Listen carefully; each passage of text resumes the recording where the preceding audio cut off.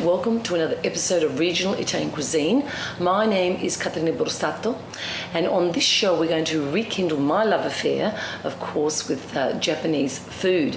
Now, of course, I've had a long association with this program, and I've been able to meet some of the truly amazing characters in the industry.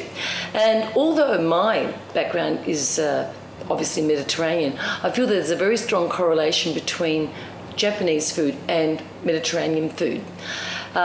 Now, we're going to introduce one of the serious characters in this business, Suki Ibuki, who has been part of the Melbourne scene for well over 40 years. And he has chosen at his very youthful age to go back into business and reintroduce the Melbourne dining scene to his wonderful food and skills. And that's what we're going to view on this program. Well, thank you, Suki, for coming back on the show. Do I call you Signor Ibuki or Suki? No, I don't care. Now, Suki, just to remind our viewers, you've been in Australia for how long? 48 years. 48 long years. And you have been, I guess, whetting people's palates with your wonderful food.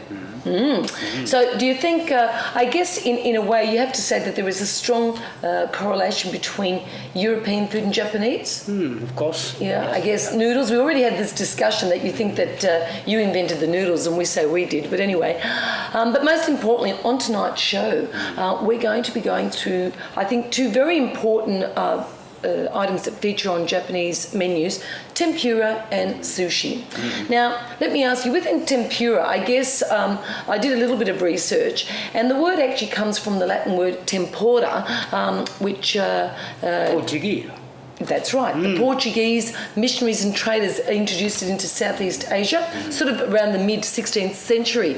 And of course, tempura, meaning the word period or times, reflected the Lenten period, holy days, Fridays, when they were not eating meat. And consequently, you have this dish of fried vegetables or seafood.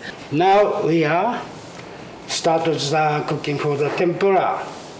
Vegetables, most of anything you can use.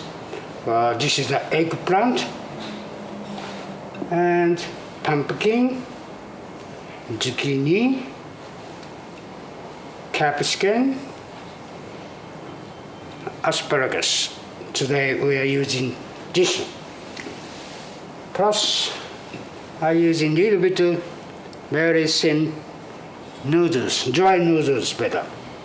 Very important, prawns are thinly cut and a little gently bashed. If that's the case, prawn never curling, keep straight. 50% plain flour, 50% normally self-frozen flour. That's the best. And 1 egg.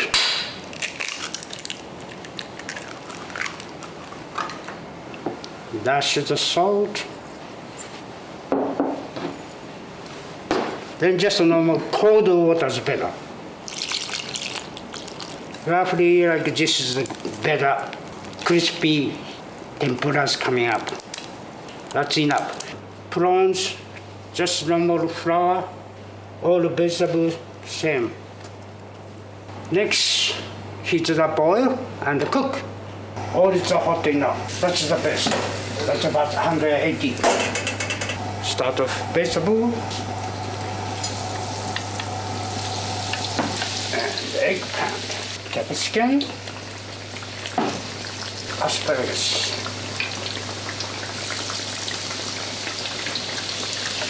Keep oil cleaned all the time. Don't put in your finger. I'm not guaranteed. And this is dry noodle.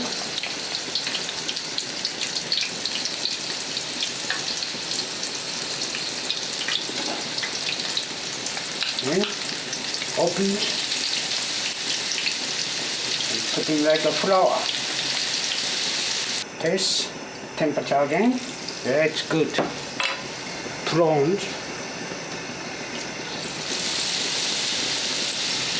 When you have Christmas lunch or dinners, the leftovers, the crayfish are using for head for tempura.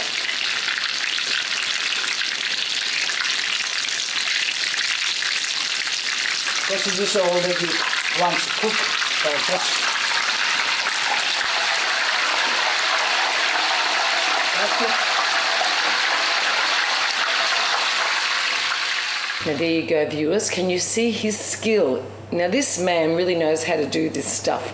And when we come back, of course, Suki is going to show us the art of making sushi.